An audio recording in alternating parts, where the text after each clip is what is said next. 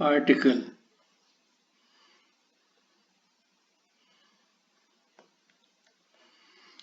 Article writing, generally it is written in 150 to 200 words, and in exam it may be for 10 marks, but for our general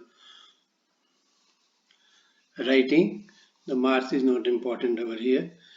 Points to remember: give the title at the top, break the subject matter into introduction, it should be brief in one paragraph, let it be P1, and body should comprise of causes, effects, types, present state of things in para 2, para 3, para 4, and conclusion, remedy or suggestions followed by the final word in para 5. Add a touch of humor depending upon the subject. Write name and class at the end of on the left side. One paragraph must contain one idea. To change a paragraph, leave a line. For example, P1, P2, P3, P4, P5 are the paragraphs, and in between the paragraphs one blank line should be left. Must decode the verbal visual inputs properly, that is given in the question. That is the task assigned to the students in the exam. Systematic presentation of idea is must. Pay attention to grammatical accuracy. Always use simple short sentences. Always make a rough draft first. Make article interesting. Always make a rough draft first by writing brief abbreviated points in the RHS margin, right hand side margin. The students are advised to draw a line on the right hand side, and with the help of pencils they should make abbreviated few points based on which they will write. The points should be made for first 2-3 paragraphs where causes etc. is given, and you may change the causes to remedy, suggestion, just opposite of that. So you should not make the points for all the 5 paragraphs in the right hand side, and after that you can leave it or you may erase it since it is written in pencil. Even if you leave it, the examiners are happy to see that the students or the learners are very prompt and they plan before they write.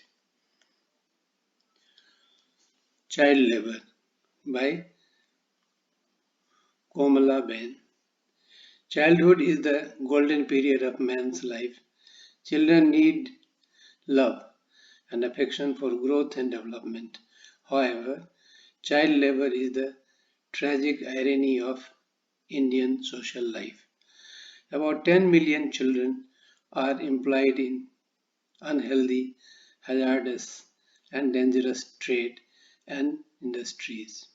Barefooted, lean and thin children of tender age have to work for 10 to 15 hours a day. These child workers are ill-fed and treated like a bonded laborer. They are often underpaid and beaten at slightest excuse. Thousands of children work in firecrackers and match factories in South India. The carpet and the bangle industry in UP employ thousands of children. Children are also employed in motor bicycle garage, hotels, restaurants, and footpath tea stalls. Most of the rag pickers are children.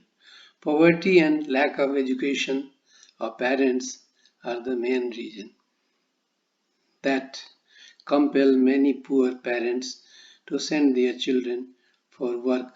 It is a crying shame that India has The distinction of employing the largest number of children in most inhospitable, hostile, and situations, inhuman surroundings.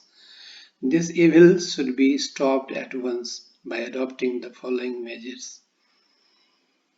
Child Labor Act should be enforced with all sincerity and strictness. Exemplary punishment should be given to the defaulters and the defiant employers.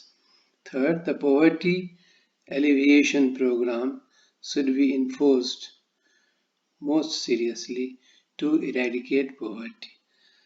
Fourth, the provision of providing free and compulsory education to the children of age group 5 to 14 should be religiously followed, and erring parents should be compelled, helped, and even punished if they do not cooperate. Thus, if all the government agencies, NGOs, parents, and common people join hands to stop and end the system of child labor, the country is sure to smile and progress in future. Growing Crime Rate in Capital by Monica Sinha. In order to know how safe our city, Delhi is, let us open the pages of newspaper and we all see a number of reports about couple of murders, dacoities, bank robberies, rapes, kidnapping, dowry deaths, accidents, building collapse, juvenile crime, child murders, abortion, death, etc. This list is endless. The main causes for these are many. Pollution, population explosion is at the base, lack of education, unemployment, inward migration from suburban and rural areas looking for better opportunities and jobs. There is also huge disparity among the incomes of the poor and the rich. The rich flaunt their riches, which tempts the poor to take to a life of crime in order to get rich at the earliest. Television serials have also contributed towards inciting people to commit crime to become rich. Children who watch television have also resorted to crime to earn pocket money for their growing needs. Even old couples are not spared and they are battered to death by their servants. Security guards also become victims of criminals. Police protection and political safeguard provided to the established criminals make the situation worst. There is always a way to overcome problems. We should encourage people to live in a joint family. We should be alert and lock our doors securely and safety chains. Women, girls, and all persons should not go to lonely or dark places alone. Strangers should not be allowed to visit the house. Servants should be engaged only after proper police verification, and their fingerprints should be taken and kept safe. Residents should do night patrolling in chain. Rich people should show off their riches. Rich people should not show off their riches and elegance in public place, lest somebody should target them. Crime rate can be brought down by public, private, and common people partnership. So people should join hands at the earliest to make the capital crime free. Status of women in India. Woman of today is the woman of substance. She has an honorable status and dignity in the society. She is a self-directed person and is rational in approach. She is a symbol of love, compassion, and sacrifice. She plays a pivotal role towards development, eradicating poverty, and mending the social fabric of the nation.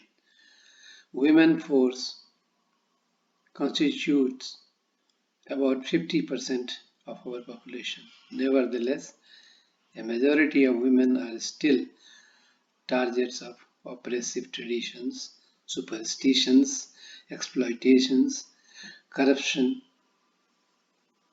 cultural norms of gender bias, sexual harassment, etc.